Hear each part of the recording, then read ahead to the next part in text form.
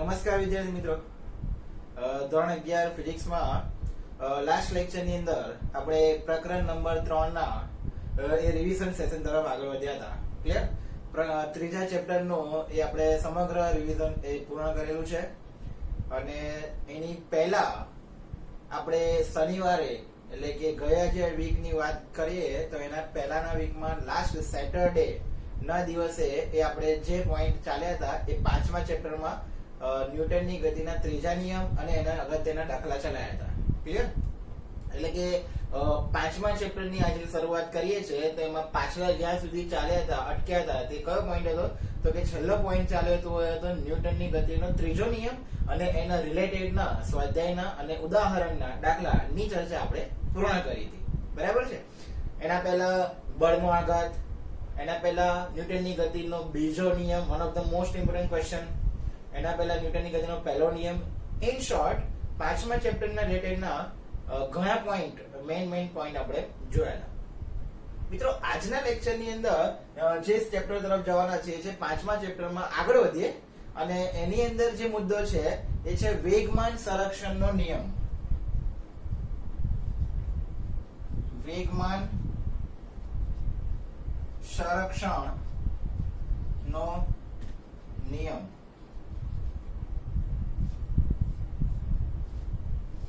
Topic નું નામ એ પણ કહી શકાય કે વેગમાનનું સંરક્ષણ. શબ્દ આવે સંરક્ષણ. સંરક્ષણ એટલે એ પોતાનું રક્ષણ કરી શકે, મતલબ કે કોઈ પણ પદાર્થ પર પ્રારંભિક સ્થિતિમાં અને અંતિમ સ્થિતિમાં બંને દરમિયાન વેગમાન એ શું થતું હોવું જોઈએ? સંરક્ષણ થતું હોવું જોઈએ. મતલબ કે વેગમાનમાં ફેરફાર આવવો જોઈએ નહીં. Is it clear? આપણે આ દરેકે દરેક વસ્તુ જે છે એ પ્રૂફ સાથે એટલે કે સાબિતી સાથે શીખવાના છે અને એનો નિયમ પણ આવે છે. તો ફર્સ્ટ ઓફ ઓલ પહેલો પોઈન્ટ આના માટે એ છે કે આ નિયમ એ ન્યૂટનની ગતિના ત્રણ નિયમ આવ્યા, પહેલો, બીજો અને ત્રીજો. તો આ નિયમ એ ન્યૂટનના ગતિના બીજા અને ત્રીજા નિયમ પરથી મેળવી શકાય છે અથવા તારવી શકાય છે. મતલબ કે વેગમાન સંરક્ષણનો નિયમ એ ન્યૂટનની ગતિના બીજા અને ત્રીજા નિયમ પરથી આપણે સાબિત કરવાના છીએ. હવે જ્યારે આ સ્થિતિ આવે ને ત્યારે બીજો ને ત્રીજો નિયમ સહેજ યાદ આવવો જરૂરી છે.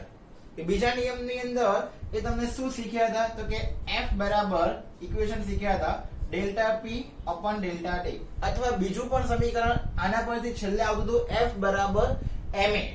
ક્લિયર? તો આ બી એટલું ઇમ્પોર્ટન્ટ સમીકરણ છે. આ ન્યૂટનની ગતિના બીજા નિયમ પરથી F બરાબર ma એ તો બહુ સારું અને એ ઇમ્પોર્ટન્ટ ઇક્વેશન તો છે જ, પણ એની પહેલા શરૂઆતમાં નિયમ પરથી જે સમીકરણ બને છે એ આ છે F બરાબર delta P upon delta T.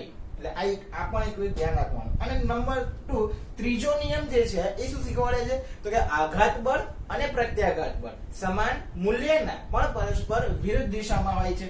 મતલબ કે F1 બરાબર F2 એટલે બંને કેવા મૂલ્યના થયા? સમાન મૂલ્યના, પણ એની દિશાઓ એ કેવી હોય? વિરુદ્ધ હોય. એટલે નિશાની શું બતાવી છે? આપણે માઈનસ બતાવીએ છીએ. આ બંને કોન્સેપ્ટનો ઉપયોગ કરી આપણે વેગમાન સંરક્ષણનો નિયમ એ મેળવી લાવવાના છે, તારવી લાવવાના છે. ક્લિયર? નેક્સ્ટ. તો એનો પહેલો પોઈન્ટ તમારો ક્લિયર થયો કે આ નિયમ જે છે એ બીજા અને ત્રીજા નિયમ પરથી મેળવી શકાય છે. નેક્સ્ટ, હવે આપણે એક ઘટનાની ચર્ચા કરીએ, એક વિચારણા કરીએ. કેવી? તો આપણે જ્યારે રાઇફલ ફાયર કરીએ છીએ એટલે કે બંદૂકમાંથી ગોળી છોડીએ છીએ ત્યારે માલુમ પડે છે કે ગોળી જેટલા વેગથી આગળ જાય છે એટલા જ વેગથી રાઇફલ પાછળની તરફ ધકેલાય છે. આ તો તમને ખબર જ છે. એનો મતલબ કે ગનમાંથી ફાયર કર્યા બાદ અથવા તો ગોળી છોડ્યા બાદ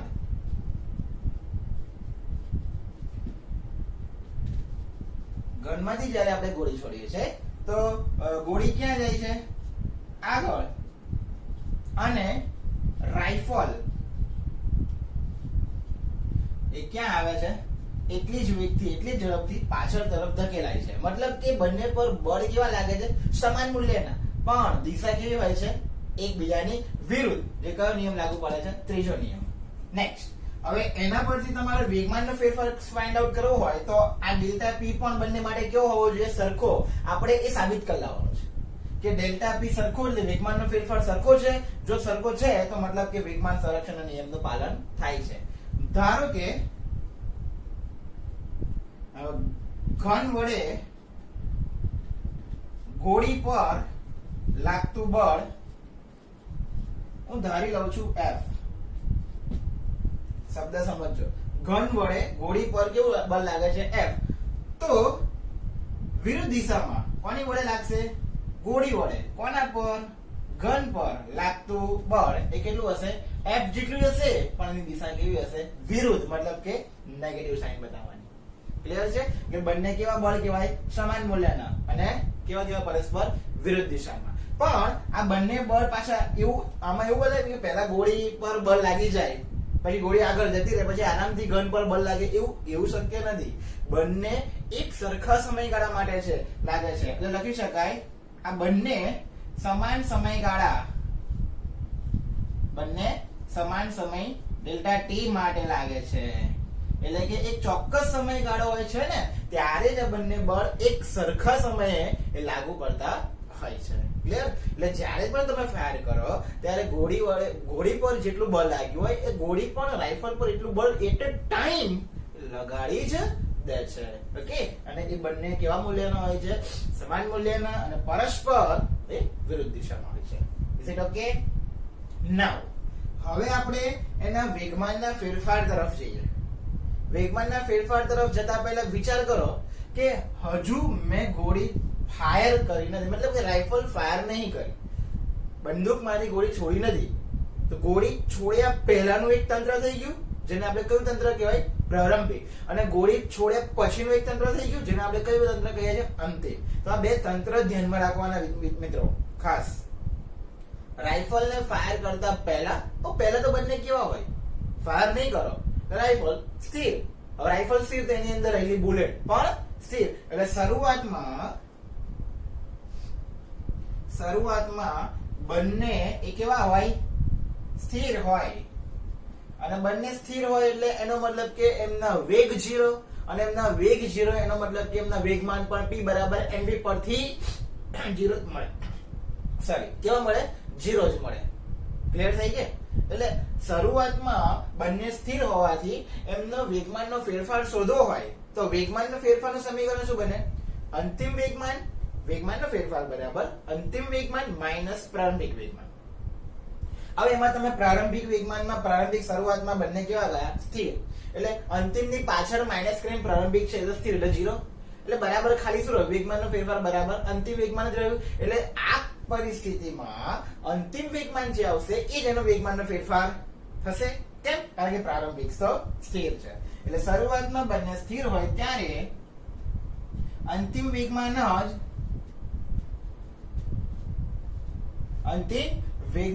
જ એ શું થશે? વેગમાનનો ફેરફાર થશે.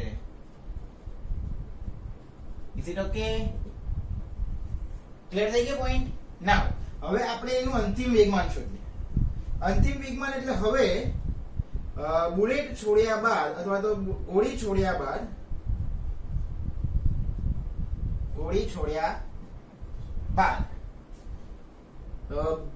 ઘનની સાપેક્ષે ગોળીનો વેગમાનનો ફેરફાર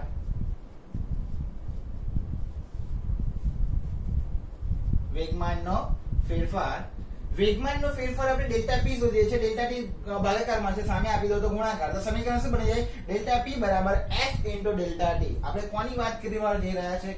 ગોળી પર કેટલું બળ લાગે છે? f. એટલે સમીકરણ શું બને? f multiplied by delta T. આ જ વસ્તુ ઘનમાંથી વાત કરીએ તો ગોળીની સાપેક્ષે કોનો? ઘનનો વેગમાનનો ફેરફાર એ પણ કેટલો મળવાનો? f into delta T. પણ ઘન માટે બળ કેટલું લાગે છે? Minus f. That means value શું બનશે? Minus f into delta T. Is that clear? Is it okay? Now હવે આપણે વિચાર કરીએ. ગોળી છોડ્યા બાદ શરૂઆતમાં બંને સ્થિર હતા. હવે ફાયર કરવું છે એટલે વેગમાનમાં ફેરફાર થાય છે. ફાયર કર્યા બાદ સમજો ખાસ, ફાયર કર્યા બાદ ગોળીનું વેગમાન હું ધારી લઉં છું, ગોળી વેગમાન આપણે કહીએ છીએ p, ગોળી એટલે બુલેટ, બુલેટ ને આપણે શું લખીએ છીએ b, ગોળીનું વેગમાન pb અને ગનનું વેગમાન એને પણ શું કહીએ છીએ p, પણ ગન એટલે g છે. ફાયર કર્યા બાદ એટલે અંતિમ કન્ડિશન, અંતિમ વેગમાન ફાઇન્ડ કરવા જઈ રહ્યા છે.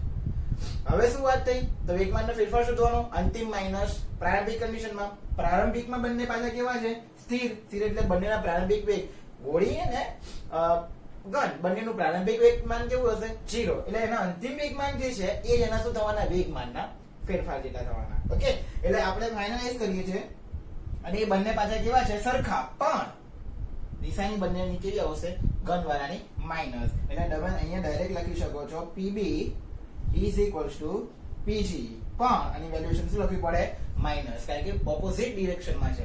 આ માઈનસ વાળો પર સામે લઈ જઈએ તો બરાબર 0 થઈ જાય, આ માઈનસ વાળો સામે જશે તો શું થઈ જશે, પ્લસ થઈ જશે. That means pb plus pg is equals to 0. શરૂઆતમાં કેટલું હતું, પદાર્થ સ્થિર હતો એટલે એનું કુલ વેગમાન 0 જ થતું હતું. અંતિમમાં શું થાય છે, બંનેનું 0 જ થાય છે. મતલબ કે વેગમાન ફાયર કરતા પહેલા અને ફાયર કરતા પછી વેગમાનના ફેરફારમાં, એટલે કે વેગમાનમાં, કુલ વેગમાનમાં કોઈ ફરક આવતો નથી. એનો મતલબ કે વેગમાનનું શું થઈ રહ્યું છે, સંરક્ષણ થઈ રહ્યું છે. ખ્યાલ આવી ગયો? એટલે એક આ સૌથી મહત્વનો પોઈન્ટ એ તમારે ધ્યાનમાં રાખવાનો.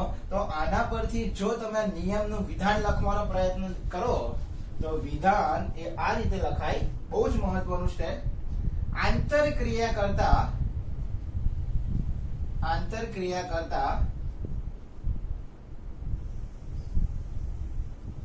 કણોના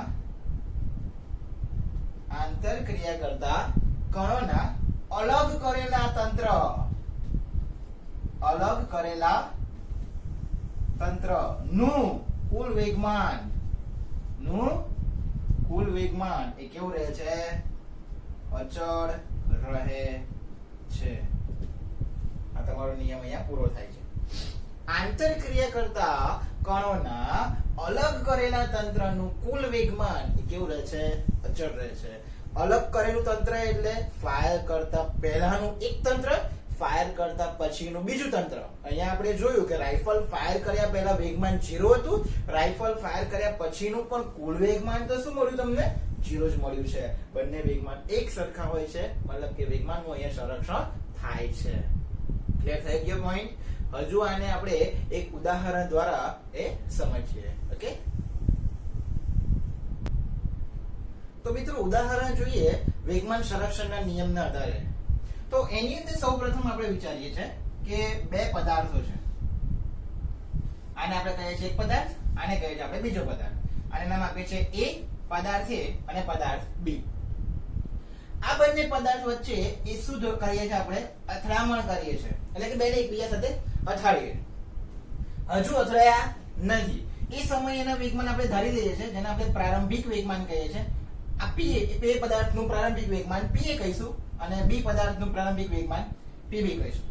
માની લો કે હવે આ બંને પદાર્થ અથડાયા એટલે શું થશે, પાછા પડશે એટલે એ પદાર્થ આ દિશામાં જશે, B પદાર્થ એની વિરુદ્ધ દિશામાં જશે. અથડામણ પછીના વેગમાન બદલાય. જ્યારે અથડામણ પહેલા થયા ત્યારે એના વેગમાન P અને PB હતા.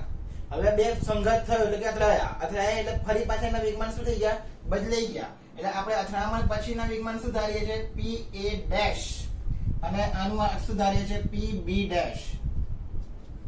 ક્લિયર છે? આ મહત્વનો ટોપિક છે, ધ્યાન રાખજો.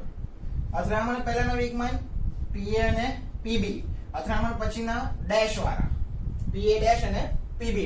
નાઉ હવે ન્યૂટનની ગતિના બીજા નિયમ પરથી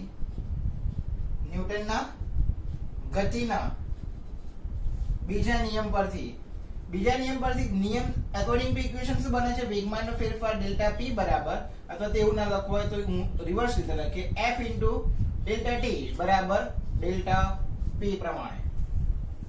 f એટલે આપણે કોઈ પણ એક ને ધ્યાનમાં રાખીને હવે જ્યારે પણ આ સંઘર્ષ થાય ને ત્યારે બંને વચ્ચે બળ લાગે. માની લો કે A પદાર્થ B સાથે અથડાય કાં તો B પદાર્થ A સાથે અથડાય, બંનેનું કોમ્બિનેશન જોવાનું, કાં તો બે અથડાય. આપણે અત્યારે સાપેક્ષની વાત કરીએ છીએ, માની લો કે બી ની સાપેક્ષે એ પર કેટલું બળ લાગે છે એ વિચારીએ છે, એટલે કે બી પદાર્થ એ સાથે અથડાય છે. એટલે આ ફર્સ્ટ ઓફ ઓલ વાત કરીએ છે F A B. F A બી મતલબ કે બી ની સાપેક્ષે અથવા બી વડે એ પર લાગતું બળ. પહેલું હોય એ પર અને બીજું હોય એ વડે. બી વડે એ પર લાગતું બળ મલ્ટીપ્લાઈડ બાય આપણે ડાયરેક્ટ લખીએ છીએ according to second law delta T. Delta T સમયગાળો છે, બંને અથડાશે એ કેટલો, બંને એક સાથે રચવાના, બંને માટેનો સમયગાળો તો કેવો હશે, એક સરખો હશે. એટલે F A B into delta T બરાબર. હવે વાત એવી રહી કે હવે વેગમાન કોનું લેવું, એનું બીનું.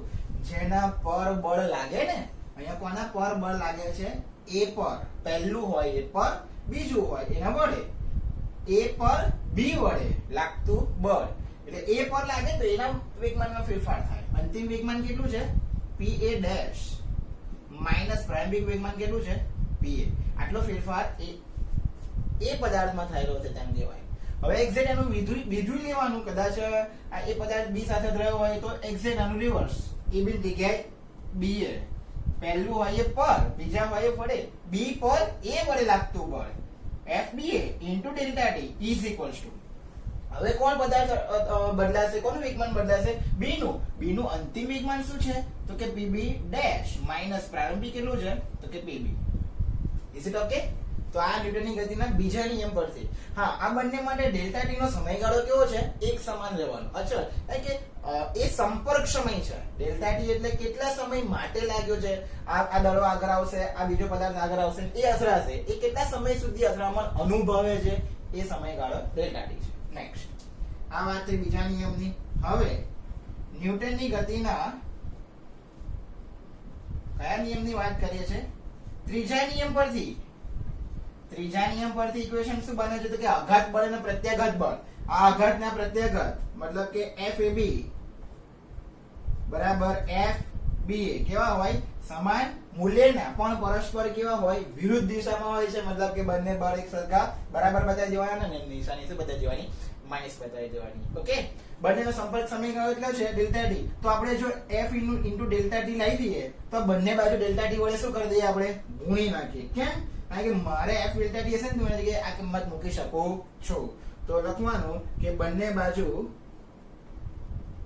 ડેલ્ટા ટી વડે શું કરતા, ગુણતા. ડેલ્ટા ટી વડે ગુણીએ એટલે શું લખાય, f into A B multiply by delta T બરાબર minus of f into B A multiply by delta T. સમજો. હવે આની જગ્યાએ શું લખી શકાય તો કે આ ઇક્વેશન મૂકી શકાય. બહુ ધ્યાન રાખીને લખવાનું છે. P A dash minus of P A બરાબર આ માઇનસ નિશાની એવી ને એવી મૂકવાની. આ માઇનસ જો ભૂલી ગયા તો તમારો જવાબ નહીં આવે, ખાસ કહું છું. f ba into delta t ની જગ્યાએ શું લખવાનું, pb dash minus of pb. Clear? હવે માઇનસ નિશાની સાથે કૌંસ શું કરી દો, છોડી નાખો. એટલે આગળથી કૌંસ બી હટાવી શકો છો. pa dash minus of pa તો એવાની વાય રહેશે બરાબર. હવે તમે આ માઇનસ સાથે કૌંસ કરો તો પહેલું પદ માઇનસ થઈ જશે, બીજું માઇનસ માઇનસ પ્લસ થઈ જશે. ધેટ મીન્સ pb dash આ માઇનસ આવશે, માઇનસ માઇનસ વચ્ચે પ્લસ, હવે શું થઈ ગયું pb. ક્લિયર? હવે વિચાર કરો, ડેશ વાળું ડેશ વગરનું, ડેશ વાળું ડેશ વગરનું. જ્યારે પણ ડેશ વાળા વાત કરતા હતા એના અંતિમ વેગમાન હતા અને આ ડેશ વગરના હતા એના પ્રારંભિક વેગમાન હતા. આપણે બે તંત્ર અલગ અલગ પાડી દઈએ. પહેલું તંત્ર પ્રારંભિક, બીજું તંત્ર અંતિમ. હવે પ્રારંભ માટે ડેશ વગરના એક બાજુ કરી દેવાના અને ડેશ વાળા બીજી બાજુ કરી દેવાના. તો આ કયું છે ડેશ વાળું, માઇનસ છે, એને આમ ઉઠાવ લાવો તો શું થઈ જશે પ્લસ. આ કયું છે ડેશ વગરનું, એ બી માઇનસ છે, એને સામે ઉઠાવી દો તો પ્લસ. ધેટ મીન્સ આપણે સ્ટેપ અરેન્જ કરીએ એટલે pa ડેશ એવા ને એવા, આ માઇનસ વાળું પદ pb ડેશ આ બાજુ આવશે તો પ્લસ થઈ જશે, તો pb ડેશ બરાબર આ બાજુ pb તેવું ને એવું છે, આ pa માઇનસ છે સામે જઈએ તો પાછું એ પણ પ્લસ થઈ જશે, pa પ્લસ pb. આ pa એટલે પહેલા પદાર્થનું ડેશ વાળું એટલે અંતિમ વેગમાન, pb એટલે પાછું બીજા પદાર્થનું ડેશ વાળું એટલે અંતિમ. એટલે બંને કેવા વેગમાનો છે, અંતિમ વેગમાનો. a અને b નું અંતિમ કુલ વેગમાન, આ બંને a અને b ના પ્રારંભિક કુલ વેગમાન, બંને વેગમાનો કેવા મળે છે, એક સરખા મળે છે. ધેટ મીન્સ તમારે આના પરથી કોઈ સ્ટેટમેન્ટ લખવું હોય ને તો શું લખી શકાય, બંને પદાર્થો પર વેગમાનના સંરક્ષણ વેગમાનનું સંરક્ષણ થાય છે. મતલબ કે બંને પ્રારંભિક કુલ વેગમાન બરાબર કુલ અંતિમ વેગમાન થાય છે, એટલે બંને એક સરખા એ થયેલા છે તેમ કહેવાય. એટલે અહીંયા વેગમાનમાં કોઈ ફેરફાર થતો નથી. અથડાયા પહેલા જે વેગમાન હતું અથડાયા પછી પણ કુલ વેગમાન એનું એ જ થાય છે.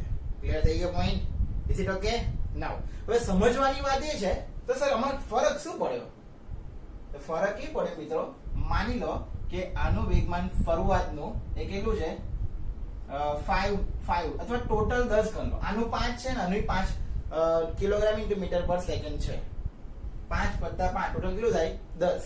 તો હવે આનું બંનેનું ટોટલ અંતિમ ફરી કેટલું થવું જોઈએ 10 જ. તો જરૂર નથી કે આનું 5 રહ્યું છે તો આનું 5 જ થાય. આનું 3 થઈ જાય, આનું 7 થઈ જાય. એટલે બંને બાજુ એડિશન કરો ને તમે, બંનેનું કુલ સરવાળો કરો તો 10 થવો જોઈએ. જરૂરી નથી કે એ પાસે પહેલા વેગમાન વધારે હોય તો એટલું ને એટલું જ હોવું જોઈએ, એવું ના હોય. આ ડિફરન્સ અહીંયા આ છે. પ્રારંભિક અને અંતિમનું કુલ વેગમાન સરખું થાય છે, પણ હા બંનેના એકબીજામાં ડિફરન્સ ક્રિએટ થઈ શકે છે. બરાબર? પહેલા 10 હતું સરવાળો તો ફરી બી 10 થાય, પણ પછી એકબીજામાં ઇન્ટરચેન્જ એ થઈ શકે છે. બરાબર? આ વસ્તુ ધ્યાનમાં રાખવાનું. બીજું એના પરથી તમે નિયમ શું લખ્યો હતો તો કે અલગ આંતરક્રિયા દરમિયાન અલગ કરેલા તંત્રનું કુલ વેગમાન એ કેવું રહે છે? અચળ રહે છે. નંબર નેક્સ્ટ, આ પરથી એક બીજું પણ પોઈન્ટ સમજાય કે વેગમાન સંરક્ષણનો જે નિયમ છે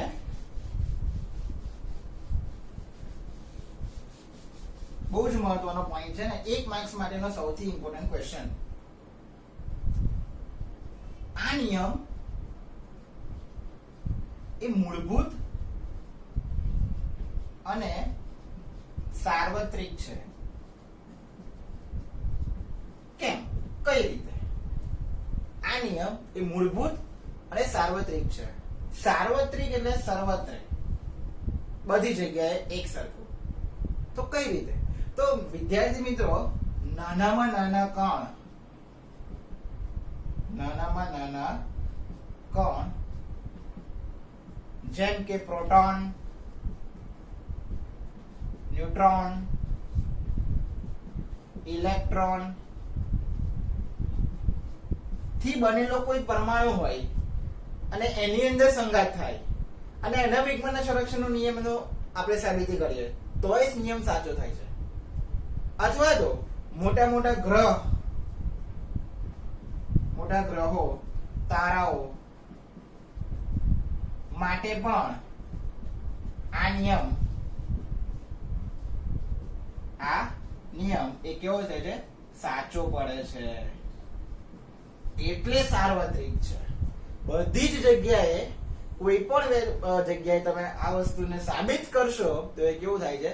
આ નિયમ સાચો જ પડે છે. વેગમાનનું સંરક્ષણ અવશ્ય થાય જ છે. એટલા માટે આ નિયમ મૂળભૂત અને સાર્વત્રિક તરીકે ઓળખવામાં આવે છે. ક્લિયર છે? એટલે આ પ્રશ્ન 1 માર્કમાં પૂછાય. કઈ રીતે પૂછાય? તો કે વેગમાન સંરક્ષણનો નિયમ મૂળભૂત અને સાર્વત્રિક સાથી કહી શકાય. તો નિયમના એના પછી સ્ટેટમેન્ટ શું લગાય? તો કે વેગમાન સંરક્ષણનો નિયમ એ નાનામાં નાના કણ, જે પરમાણુ કે કણ કે જે પ્રોટોન, ઇલેક્ટ્રોન, ન્યુટ્રોન થી બનેલા હોય એના માટે પણ, અને મોટા ગ્રહો વચ્ચે, તારાઓ વચ્ચે પણ આ વસ્તુ શું થાય છે? નિયમ સાચો પડે છે. ઓકે? તો આ રીતે વેગમાન સંરક્ષણના નિયમની તમે સાબિતી પણ કરી શકો છો અને એના રિલેટેડના 1, 2 અને 3 માર્ક્સના ક્વેશ્ચન્સ પણ એ તમે સોલ્વ કરી શકો છો. બરાબર? તો આજના લેક્ચરની અંદર આપણે આટલી માહિતી તરફ આગળ વધેલા છે. બાકીનું એ આગળ નવા પોઈન્ટ તરફ આપણે નેક્સ્ટ લેક્ચરમાં જવાના છીએ. ઓકે? Thank you.